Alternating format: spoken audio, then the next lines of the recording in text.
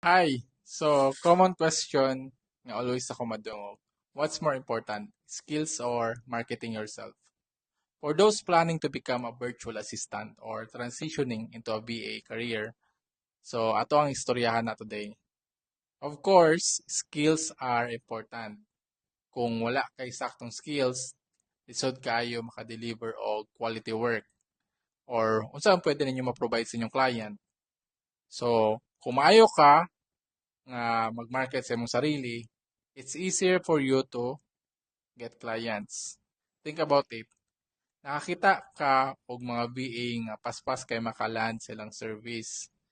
Knowing this situation, kabalo ka sa imong self nga mas hawd ka sa ilaha. Pero what do you think ang differentiate lang ninyo? Ang difference lang ninyong duha, they know how to present themselves. So, but don't get me wrong, dili ni siya ka ng comparison asa mas better sa duha.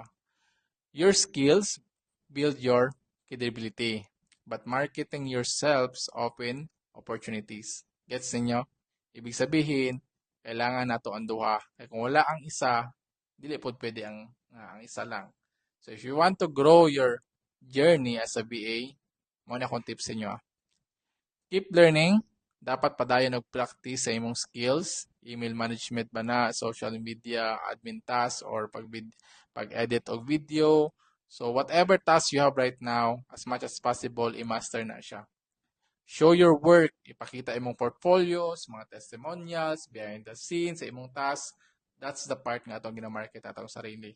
Aside na, connect with people, appeal sa mga VA nga mga communities, mag-reach out ka sa mga potential clients, o be active sa social media platforms. So, at the end of the day, kinahanglan balance gyud.